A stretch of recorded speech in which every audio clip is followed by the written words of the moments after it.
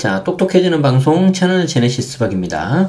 자, 백문백답으로 풀어보는 주택세금 취득세 11번부터 20번. 자, 이제 드디어 백문백답 마지막 편까지 왔네요.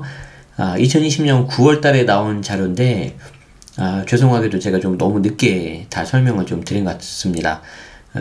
그럼에도 불구하고 끝까지 이렇게 영상 봐주신 분들에게 다시 한번 감사하다는 말씀 드리고요.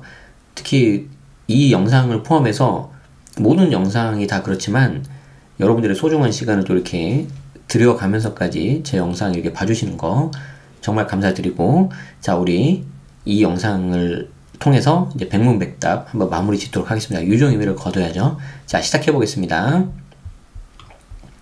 직전 연도 전 소유자에게 주택분 재산세가 과세되는 오피스텔을 승계 취득했다. 이때 해당 오피스텔이 주택수 산정에 포함되느냐? 취득세 주택수 산정이겠죠? 자, 그 기준은 그 취득한 오피스텔이 새롭게 주택분 재산세가 과세된 경우부터 주택수에 산정하겠다. 지난 시간에 말씀드렸는데 취득세는 국세가 아니라 지방세입니다. 그래서 지방세이기 때문에 같은 지방세 중 하나인 재산세를 기준으로 재산세 과세 기준으로 좀 주거용을 판단한다. 요 정도 알아두시면 될 것 같고요. 자, 오피스텔 분양권도 주택수에 포함되느냐? 이거 지난 영상에서도 여러 번 말씀드렸는데 이 주택수가 무슨 주택수일까요? 우리는 지금 취득세하고 있죠. 취득세 주택수에 포함되느냐? 자, 오피스텔 분양권 주택수에 포함될까요? 안 될까요? 오피스텔 분양권은 해당 오피스텔이 주거용인지 상업용인지 확정되지 않았기 때문에 취득세 주택수에 포함되지 않는다. 비록 2020년 8월 10일 이후 취득하더라도 취득세 주택수에 포함 안 되는데, 일반적인 주택, 아파트 분양권은 어떻게 됩니까? 8월 10일 이후에 취득하면 주택수 들어간다는 거. 그래서 그 분양권이 다른 주택 취득세 중과에 해당될 수 있다는 거. 그리고 그 아파트 분양권 자체가 뭐 세 번째 주택, 네 번째 주택이면 취득세 중과 된다는 거. 그때 한번 지난 영상에서 그림 그려가면서 보여드렸죠. 조심하셔야 됩니다. 13번. 가정 어린이집 등도 예외 없이 주택수에 포함되거나 중과세율이 적용되는지. 자, 조금 어려울 수 있는데 가정 어린이집을 취득하거나 소유할 때는 취득세 주택수에 포함되지 않는다. 다만 취득 후 1년이 경과할 때까지 가정 어린이집으로 사용하지 않거나 가정 어린이집으로 3년 이상 사용하지 않고 매각 증여 전용하는 경우는 취득세를 추징한다. 그러니까 또 이걸 가지고 또 꼼수를 부리는 사람이 있을까봐 실제 가정용 어린이집으로 써라. 이런 겁니다. 자, 그 외에도 노인복지주택, 공공주택 사업자의 공공임대주택 등 공공성이 높거나 주택공급 사업을 위해 필요한 경우 등, 즉 투기로 보기 어려운 주택 취득의 경우에는 취득세 주택수 합산 및 취득세 중과 대상에서 제외하겠다. 자, 이건 또 양도세하고 다른 이야기니까 조심하셔야 되고요. 계속 우리는 말씀드리지만 취득세 편을 보고 있습니다. 자, 취득세 관련 일시적 2주택. 이사 가기 위해 주택을 추가로 취득한 경우 취득세가 중과가 되는지. 자, 1주택을 소유한 세대가 거주지를 이전하기 위해서 신규 주택을 취득해서 일시적으로 2주택이 된 경우에 신규 주택 취득은 중과를 적용하지 않는다. 자, 신규 주택 취득 시 우선 1주택 세율, 즉 1에서 3%로 신고 납부를 하는데, 다만 종전주택을 처분 기간 내 처분하지 않고 계속 보유하면은 2주택에 대한 세율과의 차액, 가산세 포함해서 추징이 된다. 자, 그러면 종전주택을 처분하는 기간이 어떻게 되느냐? 종전주택을 3년 안에 처분해야 되는데, 만약 종전주택과 신규주택이 모두 조정대상 지역이면은 1년 안에 처분해야 된다. 자, 이거 굉장히 중요하거든요. 자, 그래서 요거 제가 추가 설명 좀 드려볼게요. 자, 여러분들이 이걸 이제 우리가 거듭 말씀드리지만 취득세이기 때문에 양도세하고 조금 약간 다르게 보셔야 되는데, 자, 혹시 헷갈리시면 안 되기 때문에 제가 이렇게 좀 써놓을게요. 취득세 일시적 2주택이라는 거죠. 자, 한번 봅시다. 자, 1번 집이 있고요.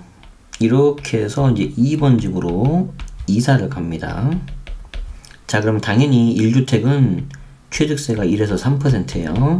자, 그리고 2번 집을 취득하면 일단 처음에는 1에서 3%를 냅니다. 일단 1에서 3%를 이렇게 냅니다. 자, 근데 이 2번 집이 만약에 조정대상 집이에요. 그러면은 잘못하면 일단 처음에는 1에서 3% 내거든요. 자, 그런데 만약에 비조정인데 조정으로 왔다. 그러면은 1번 집을 3년 내에 팔면은 그냥 계속 1에서 3% 내고 끝나는 거예요. 그러니까 처음부터 8% 내는 거 아니라고요. 조정대상 지역이라고.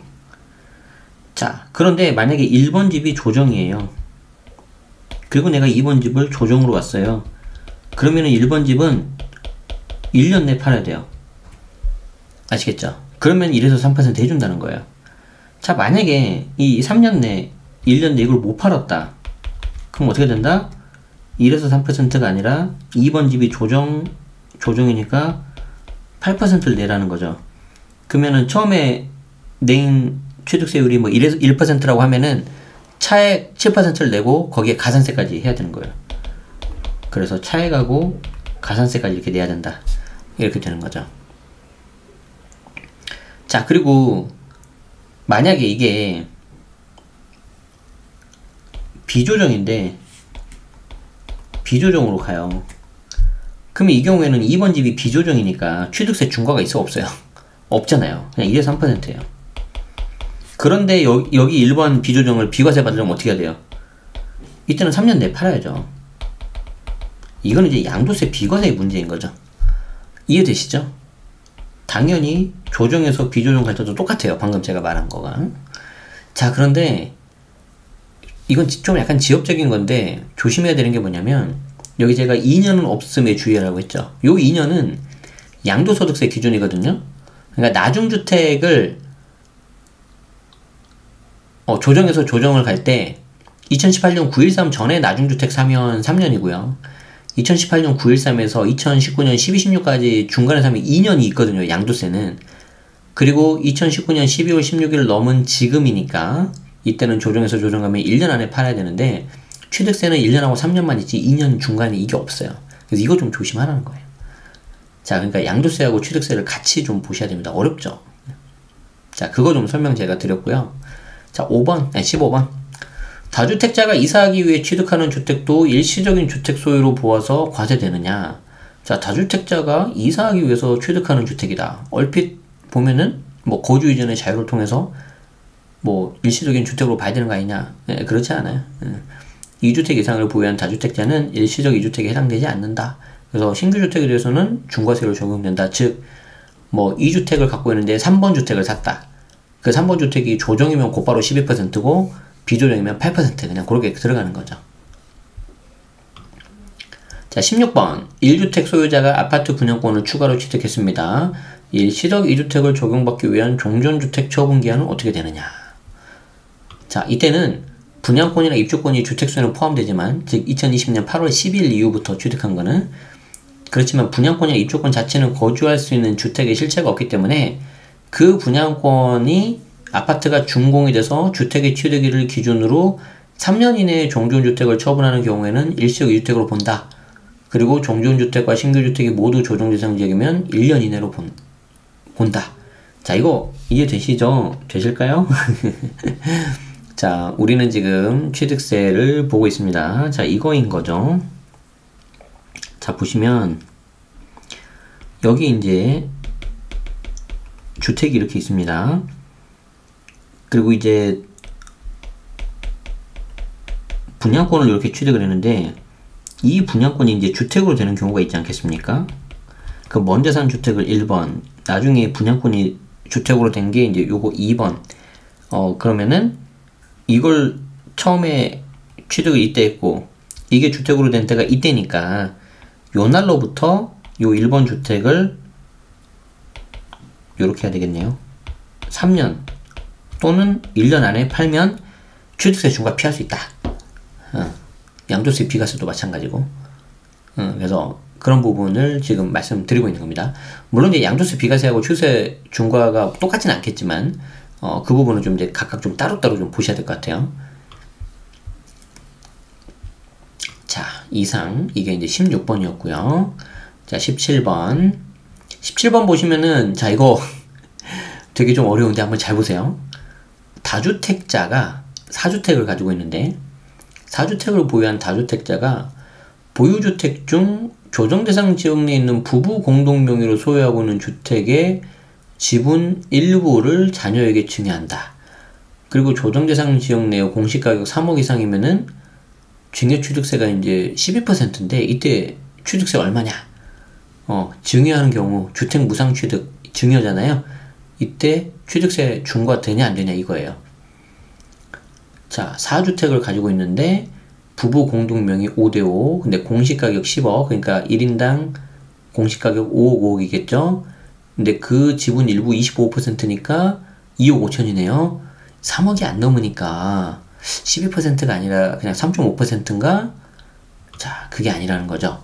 전체 주택가액이 3억을 초과하기 때문에 이때는 조정대상 지역 3억 초과했으니까 증여취득세 12%. 자, 이거 좀 약간 쇼킹한데 저도 솔직히 말씀드리면 요거 보고 알았거든요. 저도 취득세는 뭐 어려운 내용이라서 자, 이거 잘 보세요. 자, 일단 증여취득세율은 3.5%예요. 근데 이제 여기에 뭐 이것저것 붙어가지고 이제 한 4% 이렇게 나오거든요.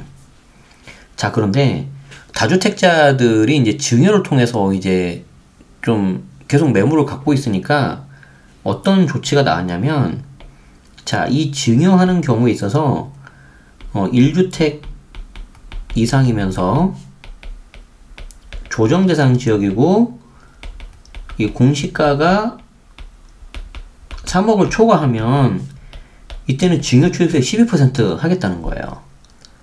이해되시죠? 자, 근데 여기 사례를 보면 다주택자 4주택이래요. 부부 공동명의가 있는데 이 전체는 10억. 그러니까 나머지 반틈 5억이지 않겠습니까? 그리고 이 전체에서 25% 이렇게 되겠죠. 2억 5천 정도 되겠죠. 자, 그럼 이거 증여할 때 취득세 얼마 되냐? 요거. 자, 그러면 넘어간 것만 보면 2억 5천이니까 3억 이하니까 3.5%인가 할 수 있는데 그게 아니라 이 전체 가액이 3억을 넘었기 때문에 이때는 12%라는 거죠. 요거랑 동일하게. 야, 이거 좀 쇼킹하지 않습니까? 이거. 네, 그래서 좀 조심하셔야 될 것 같습니다. 전체 주택가액이 3억을 초과한다. 그래서 12% 세율 적용이다. 증여세는 넘어가는 지분만 보잖아요. 그쵸? 양도세도 마찬가지고. 그런데 취득세는 전체 주택가격이 3억을 넘어가니까 12%다. 아무튼 이렇게 나와 있으니까 주의하시기 바랍니다. 자, 18번. 지방세법 개정안 시행일 이전에 계약한 주택도 중과세율이 적용되느냐.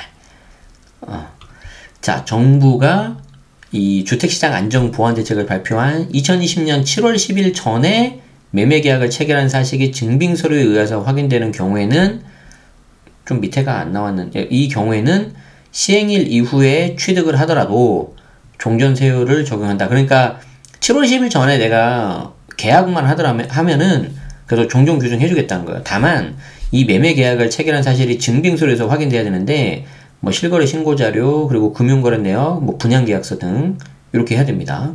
뭐 단순히 뭐 가계약 뭐 이런 거 안 돼요. 그래서 이거 조심하시기 바랍니다. 그래도 7월 10일 전에 한 분들은 괜찮겠죠. 이게 처음에는 7월 10일 전에 계약하고 뭐 3개월 안에 등기 쳐야 되고 뭐 분양권 같은 경우에는 3년 안에 마찬가지로 등기 쳐야 돼야 뭐 피한다 그랬는데 그러면 이제 좀 너무 문제가 될 수 있어서 나중에는 3개월, 3년이 없어졌어요. 다행이죠. 자, 19번. 3주택을 소유한 1세대 중 A가 2020년 5월 15일 공동주택 분양계약 체결한 후 2020년 7월 15일, 자, 7월 15일 해당 분양권의 50%를 배우자인 B에게 증여했다. 자, 2020년 12월 31일 준공으로 취득한 경우 적용세율 어떻게 되느냐. 자, 이거 진짜 재밌습니다. 진짜 재밌습니다. 자, 일단 중요한 게 3주택이죠. 다주택자죠. 그 중에 이제 A가 2020년 5월 15일 날 이제 분양권을 계약 체결했는데, 뭐 P를 주고 샀든지 당첨이 됐든지, 이제 P를 주고 샀겠죠. 3주택이라고 한 거 보니까, 그죠? 그리고 나서 그 중에 절반을 배우자 B에게 증여했는데, 날짜가 언제예요? 2020년 7월 15일이죠. 요거 기억나요? 좀 전에 봤었던 거? 요거.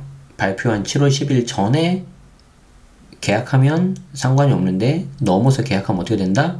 취득세 중과 들어간다는 거죠. 자, 그럼 이때 어떻게 된다? A의 경우에는 종전규정 적용해서 4%, B의 경우에는 개정규정을 적용하므로 12%를 적용한다. 자, 여기에 굉장히 중요한 내용들이 많이 들어가 있는데, 어떻게 그 중요한 내용을 이렇게 두 줄로 끝내버리는지 좀 이해가 안 되는데, 잘 보세요. 자, 여기 이제 분양권이 있는데, 이 분양권이 이제 언제 계약을 했습니까? 2020년 5월 15일인 거죠. A가. 자, 그래서 이건 전체 다 A 거였어요. 그런데 그 중에 절반은 A가 그대로 가지고 있고, 나머지 절반을 이제 배우자에게 증여를 했는데, 이때 증여한 날짜가 2020년 7월 15일로서 710 이후에 이제 한 거예요. 자, 그러면 7월 15일 이후에는 취득세의 중과가 들어가는데, 자, 그러면 이 B 입장에서는 주택수가 이제 몇 개인지를 봐야 되거든요. 이 B의 주택수가 몇 개인지를. 자, 7월 10일 넘었으니까. 자, 그런데 아까 사례에서 몇 주택이라고 그랬어요? 3주택. 아, 죄송합니다. 여러분들 지금 아이패드를 제가 저 혼자 쓰고 있었군요. 자, 여기 보시면은 분양권이 2020년 5월 15일 이렇게 A가 가지고 있었는데, 이 A가 이제 나머지 반을 가지고 있고 B한테 절반을 증여한 거거든요. 근데 이 B 증여한 날짜가 7월 15일, 즉 7월 10일을 넘어버렸어요. 7월 10일을 넘어버렸어요. 자, 그러면 이때 이제 주택수가 몇 개인지 봐야 되는데, 여기 보시면은 3주택을 소유한 1세대 중 A라 그랬잖아요. 3주택을 소유한. 자, 그렇기 때문에 전체 주택수는 지금 몇 주택이냐면은 지금 3주택이었어요. 3주택이었는데 이 분양권이 계약을 해가지고 3주택 플러스 1 분양권이었는데, 요 분양권이 이렇게 넘어온 거죠. B한테. 자, 그럼 B 입장에서는 어떻게 되는 거예요? B 입장에서는 이게 4주택이 되는 거죠. 4주택. 자, 4주택이 되면은 이거는 어떻게 되느냐? 7월 10일 이후 넘어서 4주택이기 때문에 이거 몇 퍼센트죠? 취득세율? 12%, 12%. 자, 12%가 들어간다. 이게 이제 2020년 분양권이 2020년 12월 31일 준공이라고 하네요. 근데 B 입장에서는 7월 15일 날 취득한 거거든요. 이 개정이 되고 나서. 그러니까 지금 혹시 분양권 갖고 계신 분들 중에는 배우자한테, 가족한테 증여할 때 되게 조심하셔야 되는 거예요. 내가 다주택자인 경우고 만약에 이 분양권이 조정대상 지역에 있다 그러면은 취득세 중과가 곧바로 들어갈 수가 있거든요. 진짜 조심하셔야 됩니다. 아시겠죠? 그래서 19번 이거 되게 간단해 보이는데 되게 이거 조심하셔야 되고요. 하나 빠뜨렸습니다. 자, A의 경우에는 왜 그러면은 4%냐? 왜 4%냐? 당연히 4%죠. 3주택을 소유하고 있는 상태에서 분양권 체결하고 이 분양권을 2020년 10월 30일 준공했으니까 4주택 돼버렸잖아요. 자, 그런데 이게 2020년 초에는 4주택 같은 경우에는 취득세 4%로 한 게 바뀌었었거든요. 1에서 3% 취득세 감면 혜택 안 주고 4% 해준다는 그게 있거든요. 그렇기 때문에 이 경우는 또 4% 들어가요. 그래서 A도 취득세 중과 대신 7월 10일 전에 종전규정, 그리고 B는 바뀐 7월 10일 이후 개정규정, 그래서 12%. 그래서 이 19번은 별표 정말 5개. 별표 5개입니다. 5개. 주의하셔야 됩니다. 진짜. 자, 20번. 8월 10일 전에 취득한 업무용 오피스텔을 2020년 8월 10일 이후에 주거용 오피스텔로 전환했습니다. 이때 취득세 주택수 산정에 포함되느냐? 자, 이거는 여러분들 쉽게 판단하실 수 있으시겠죠? 자, 지방세법 부칙 제3조에 따라서 주거용 오피스텔을 법 시행 전에 취득한 경우에 해당되므로 이때는 주택수에 포함하지 않는다. 자, 그래서 부칙 제3조로 보면은 뭐 제13조의 3, 제2호부터 제4호까지 개정 규정은 이 법 시행 이후 조합원 입주권, 주택 분양권 및 오피스텔을 취득하는 분부터 적용한다. 그래서 8월 10일 전에 취득한 오피스텔이었기 때문에 이 경우에는 취득세 중과에 들어가지 않는다 라고 하네요. 좀 헷갈릴 수가 있는데 주거용으로 전환했다고 하니까. 근데 조심해야 되는 건 뭐죠? 양도세에 있어서는 뭐 이거 8월 10일이고 뭐고 없죠. 양도 당시에 업무용 오피스텔이 아니라 주거용 오피스텔로 사용하니까 이때는 주택수 들어갑니다. 양도세는 또 조심하셔야 돼요. 네. 자, 여기까지입니다. 와, 이게 생각보다 양이 많네요. 저는 이제 사실은 이 20문항을 한꺼번에 다 하려고 했었거든요. 근데 좀 양이 많을 것 같아서 10개씩 끊어서 했는데 10개 했는데도 20분 정도 들어가네요. 한 문항당 한 2분 정도씩. 사실은 더 좀 많이 설명드리고 싶은 부분도 있는데 뭐 제가 좀 여력이 안 되는 부분도 있고 또 이게 영상이 또 너무 길다 보면은 여러분들 좀 보시는 것도 좀 불편하실 수도 있을 것 같아서 이렇게 좀 컴팩트 있게 좀 했습니다. 일단은 9월 달에 나온 자료를 이제 거의 12월 이렇게 해가 다 끝나서 이렇게 좀 늦게까지 좀 시간을 많이 끈 거는 좀 양해 말씀드리고요. 여기서 이제 좀 더 많이 안 바뀌었으면 좋겠는데 또 바뀌면은 바뀐 내용으로 또 제가 업데이트를 다른 영상으로 또 해드려야 될 것 같아요. 기존 영상을 어떻게 할 수가 없으니까. 그래서 참 너무 자주 바뀌어서 좀 많이 힘드실 텐데, 그럼에도 불구하고 이것도 모르면은 또 이게 너무 세금이 많이 나오니까 여러분들 좀 불편하시더라도 잘 좀 보시면서 좀 하시면 좋겠고요. 앞으로도 저는 이런 내용들이 나오면은 여러분들에게 도움되는 정보를 드리기 위해서 최선의 노력을 다하겠습니다. 그래서 지금은 녹화 영상으로 이렇게 했는데 이제 라이브로 하는 경우도 있기 때문에 이제 제 거 채널 구독하고 알람 설정 해 놓으시면은 라이브는 이제 편하게 다 들으실 수가 있고, 이후 뭐 또 심도 있는 레포트라든가 멤버십 특강이 필요하신 분들은 멤버십 가입도 한번 고려해 보시고, 좀 체계적으로 하시고 싶으신 분들은 제 정규 강의도 한번 고려해 보시면 감사하겠습니다. 네, 아무쪼록 긴 영상 그리고 어려운 내용 끝까지 들어주셔서 감사하고요. 저는 또 기존에 했던 대로 도움되는 기사 찾아가지고 그 기사에 있는 내용, 도움되는 정보, 그리고 혹시라도 좀 오류가 있는 거는 바로 잡아드리는 그 활동을 계속해서 하겠습니다.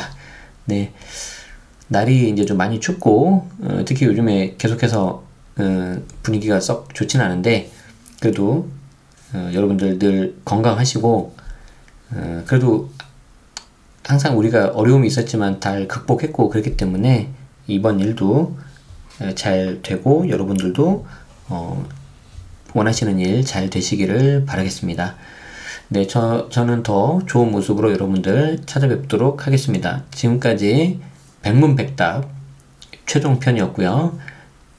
끝까지 시청해주셔서 고맙습니다. 다음 시간에 또 찾아뵙겠습니다. 수고하셨습니다.